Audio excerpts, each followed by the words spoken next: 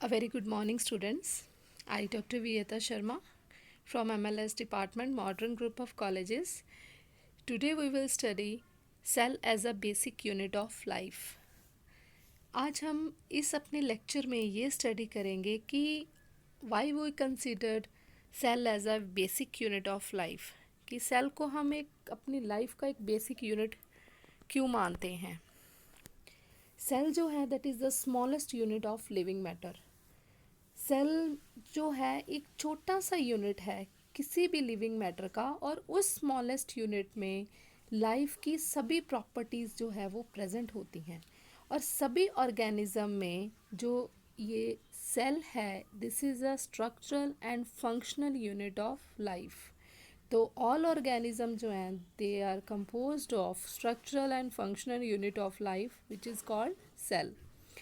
अब कुछ ऑर्गेनिजम्स की जो बॉडी है, लाइक बैक्टीरिया की, प्रोटोजोन्स की, एल्गी की, this is made up of a single cell. जो बैक्टीरिया, प्रोटोजोन्स और एल्गी हैं, ये सिर्फ एक सेल से बने होते हैं, तो इसलिए इन ऑर्गेनिजम्स को यूनिसेलुलर ऑर्गेनिज्म बोला जाता है। Uni means one, so the organism which is made up of only one cell, that is called unicellular organism. और बाकी जैसे कि फंगस की बॉडी है, प्लांट्स की बॉडी है, एनिमल्स की बॉडी है, they are made up of many cells, तो इसलिए उन्हें बोला जाता है multi cellular organism. Multi means which is made up of more than one cells, so they are called multi cellular organisms.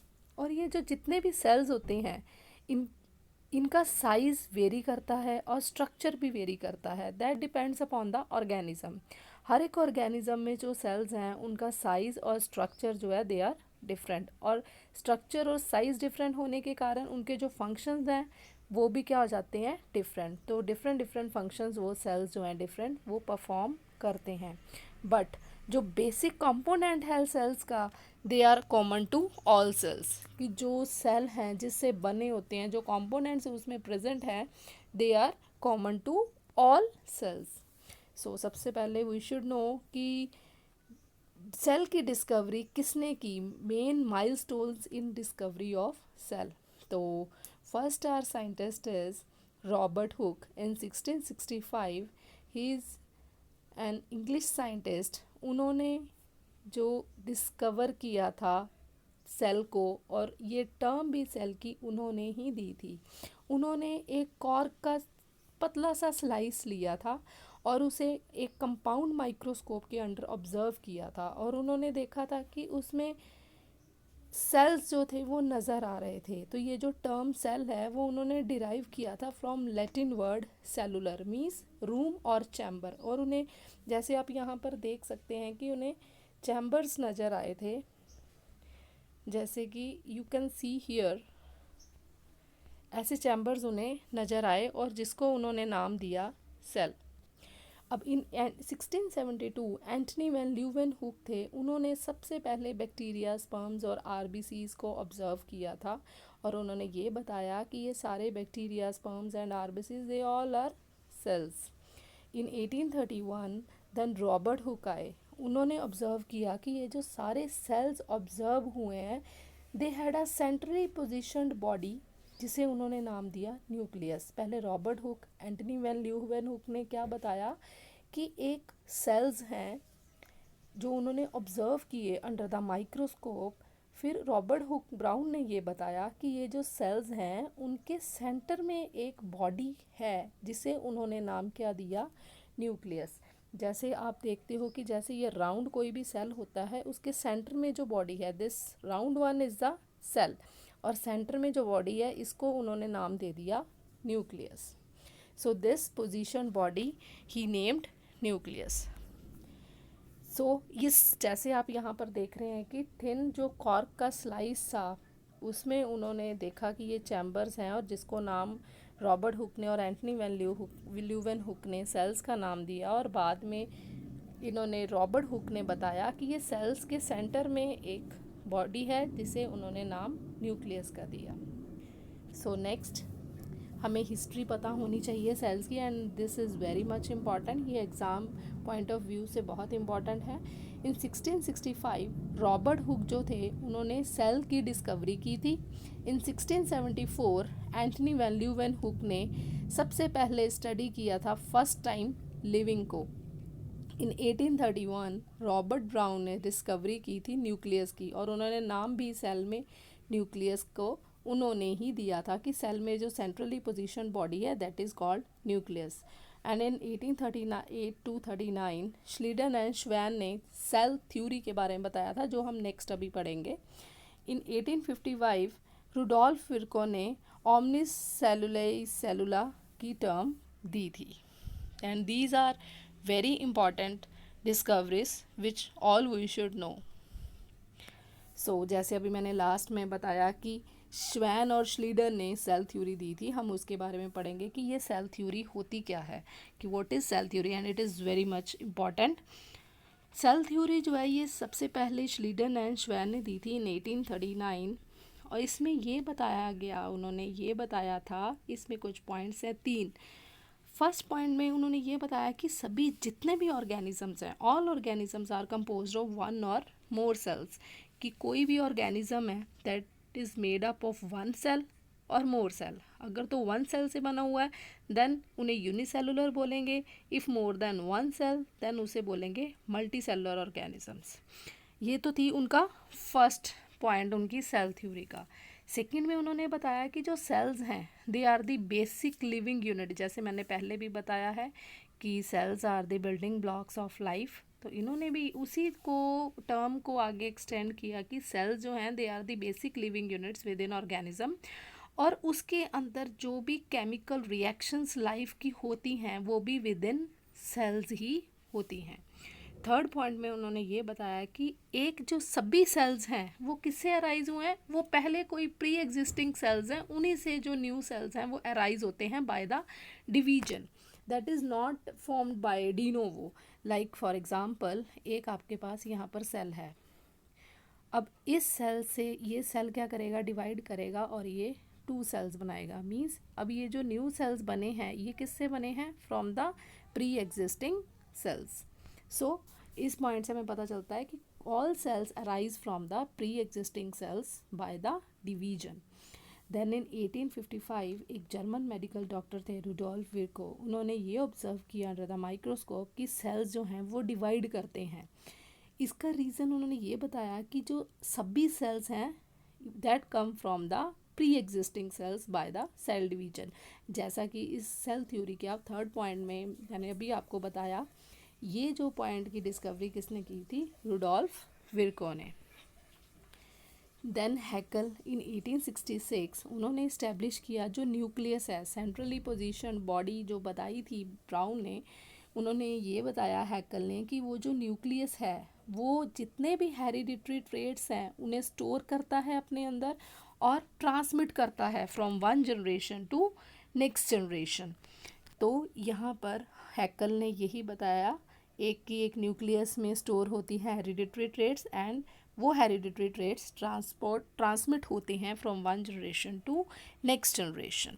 सो ये तो थी आपकी सेल थ्योरी। नेक्स्ट बाद में सेल थ्योरी को मॉडिफाई किया गया और उसे रीनेम किया गया एज अ सेल डॉक्ट्रिन और सेल प्रिंसिपल। तो मॉडर्न सेल थ्योरी में कुछ नए फीचर्स थे वो हम पढ़ेंगे।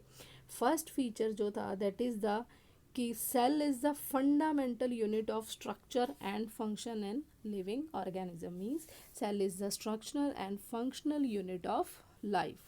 सेकेंड में उन्होंने वही बताया कि न्यू सेल्स जो हैं, जैसे पीछे पढ़ा था हमने कि that arise from the pre existing cells through cell division.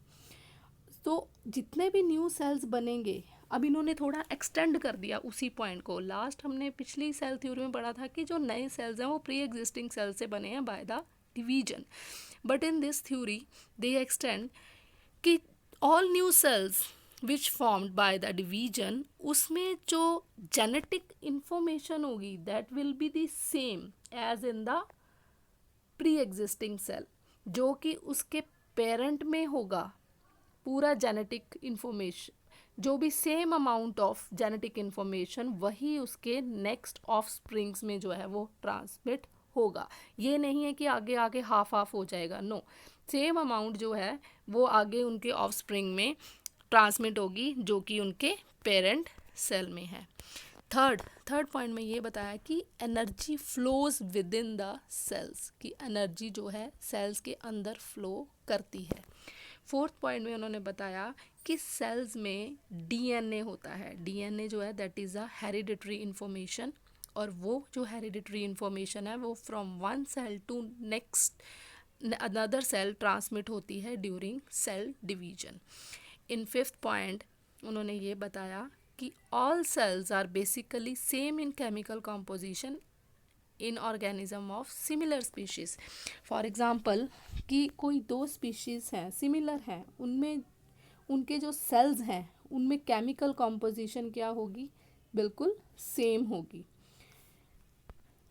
In next point 6 point of modern cell theory उन्होंने बताया कि जितने भी लिविंग थिंग्स हैं that are made up of one और more cells. In 7th point they discuss some organisms are made up of only one cell, जो single cell से बने हैं उन्हें यूनिसेलुलर बोलते हैं, और जो कि एक से ज़्यादा सेल से बने हैं उन्हें मल्टी सेलुलर बोला जाता है। In 9th point the activity of an organism depends upon the total activity of independent cells, कि जो भी सेल के अंदर अपनी एक्टिविटीज़ होती हैं उन्हीं के ऊपर ऑर्गेनिज्म की एक्टिविटी डिपेंड करती है। In last point depending upon specific requirement, जो सेल्स हैं अपने आप को मॉडिफाई कर लेते हैं अपनी रिक्वायरमेंट्स के अकॉर्डिंग। फॉर एग्जांपल कि मसल्स इलोंगेट होते हैं और नर्व सेल्स इलोंगेट होती हैं, that is according to the requirement. अब आरबीसीज में लॉस ऑफ न्यूक्लियस है, जहाँ फिर cytoplasm in outer skin cells that is also modified according to the specific requirements. So next, what are living organisms made up of? As we discussed earlier also, that a cell is a basic building block of life, like the brick is the basic building block of any type of building or monument. So in second point कि जो cellular organisation है some organism में that are made up of single cells, जिसे हम बोलते हैं unicellular, उनकी example है यूनिसेलुलर की, for example Chlamydomonas, amoeba, paramecium. अब ऑर्गेनिज्म जो कि एक से ज़्यादा सेल से बनते हैं उसे बोलते हैं multi cellular. Irrespective of unicellular और मल्टी सेलुलर, कुछ सेल्स ऐसे होते हैं जो कि बेसिक फंक्शन जो है अपने परफॉर्म करते हैं for their survival. Next, gadgets, कि ये सेल्स की हम स्टडी तो कर रहे हैं बट हमें उसके लिए किस चीज़ की ज़रूरत पड़ती है। जैसे मैंने पहले आपको बताया था स्लाइड में डिस्कवरीज में कि Robert Brown, Robert Hooke, Antony van Leeuwenhoek ने इन्होंने जब ऑब्जर्व किया था थिन स्लाइस ऑफ कॉर्क को, तो उन्होंने कंपाउंड माइक्रोस्कोप को यूज़ किया था। अब सेल्स बहुत ही छोटे होते हैं कि we can't see it with the help of our naked eye, तो इनको स्टडी करने के लिए हमें माइक्रोस्कोप की ज़रूरत पड़ती है। अब माइक्रोस्कोप्स जो हम यूज़ करेंगे वो हाई रेजोल्यूशन के होते हैं कि हम छोटी से छोटा ऑब्जेक्ट जो है उस माइक्रोस्कोप में देख सकते हैं जो हम अपनी खुली आंखों से नहीं देख सकते। तो there are two common types of microscope which we use to study the cells. First is the light microscope, इसकी मैग्निफिकेशन होती है 100 to 1500। Second one is the electron microscope and its magnification ranges from 1 lakh to 5 lakhs. In this slide, we will study the number, size and shape of cells. First of all, we should know the number of cells. कुछ जैसे मैंने अभी last slides में भी आपको बताया कि some organisms are unicellular, means they are made up of only one type of one cell, not one type और only one cell. For example bacteria, yeast, Chlamydomonas, diatoms, Cosmarium etcetera. कुछ organisms होते हैं which are made up of many cells, more than one cell, so they are called the multicellular organisms. For example, plants, animals, these are the multicellular. Even human body is made up of 1 trillion cells, means our human body is also a multicellular organisms. So in case of unicellular forms which is made up of only single cell, उनमें capability होती है independent existence की, means it can perform all the essential functions of life. ये नहीं है कि वो single cell से बना है तो वो ज़्यादा फंक्शंस नहीं कर सकता, वो पूरे जो भी उसकी लाइफ को सरवाइव करने के लिए फंक्शंस चाहिए वो सारे फंक्शंस जो है वो इवन सिंगल सेल जो है वो परफॉर्म कर लेता है।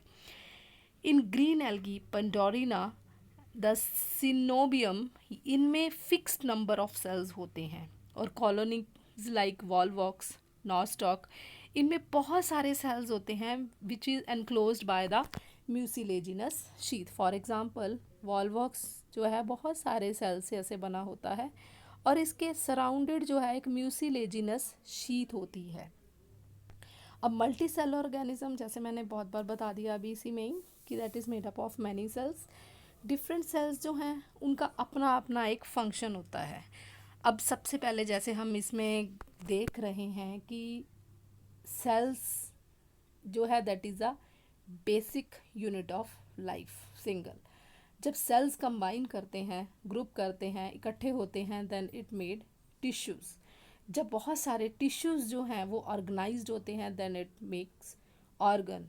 जब बहुत सारे ऑर्गन्स ऑर्गेनाइज्ड होते हैं, then it becomes organ system. जब बहुत सारे ऑर्गन सिस्टम्स ऑर्गेनाइज्ड होते हैं, then it becomes full fleshed organisms.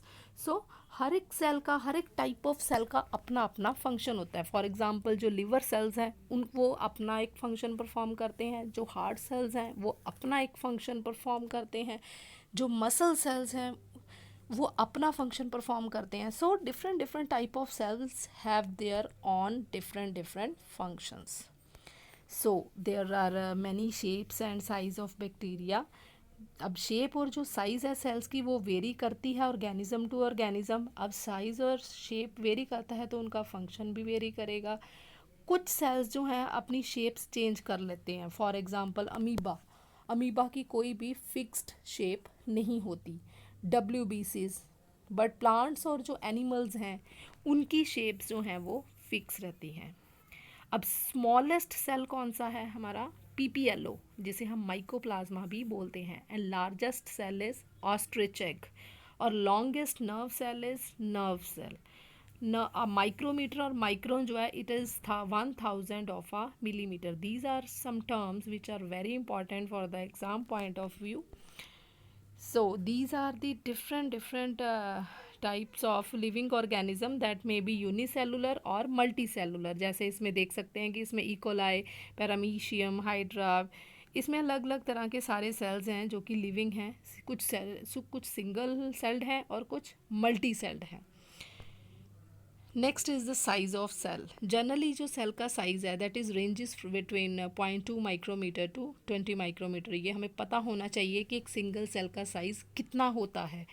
जो सबसे स्मॉलेस्ट सेल है दैट इज़ माइकोप्लाज्मा, और इसका जो साइज़ है वो 0.1 माइक्रोमीटर होता है। अब जो बैक्टीरिया है that is unicellular, that is about 10 times smaller than the animal cell. अब इकोलाई है that is rod shaped bacteria and that ranges from 1 to 2 micrometre long. अब प्रोटोजोआ है जिसमें एग्जांपल आती है अमीबा प्रोटियस की, इसका साइज़ होता है 220 to 760 माइक्रोमीटर। अब जनरली प्लांट सेल्स जो होते हैं they are larger than the animal cells. अब एनिमल सेल्स का जो साइज़ है that range from 10 micrometre to 30 micrometre, and plant cells का 10 माइक्रोमीटर टू 100 माइक्रोमीटर। अब एक्सेप्शन है एक, जो ऑस्ट्रिच का एग सेल है उसका साइज होता है 755 mm long. Next is the Acetabularia that is a unicellular green alga, means single celled green alga, and its size is about 10 centimetre in length. अब सेल वॉल्यूम की अगर हम बात करें, जो वॉल्यूम है सेल का that is constant for a particular cell type and is independent of the size of organisms. So which cell type is larger? अब इसमें हम देख रहे हैं कि first one is the plant cell, second is the animal cell, and third one is the bacteria. So generally जो plant cells हैं they are larger than the animal cell, and it is larger than animal cell. तो उसी तरह से animal cell जो है that is larger than the bacteria. यहाँ पर हमने काफ़ी ऑर्गेनिजम्स के सेल साइज़ के बारे में बताया है, that ranges from 1 nanometre to 1 kilometre. That you can see atoms का जो साइज़ है वो सबसे छोटा होता है, और लार्जर में हमारी आ जाती हैं ब्लू वेल्स। एंड इसमें आप बच्चों सारा अपना देख सकते हैं कि कौन से ऑर्गेनिज्म का साइज़ कितना है। Okay, so this is all about the cell as a basic unit of life. And हमने इसमें पूरा ये स्टडी किया है वीडियो में भी कौन कौन से सेल्स होते हैं, उसका क्या साइज़ होता है, सेल थ्योरी के बारे में पढ़ा, सेल की डिस्कवरीज कैसे हुई। So this chapter is very much important. So thank you students, thank you so much.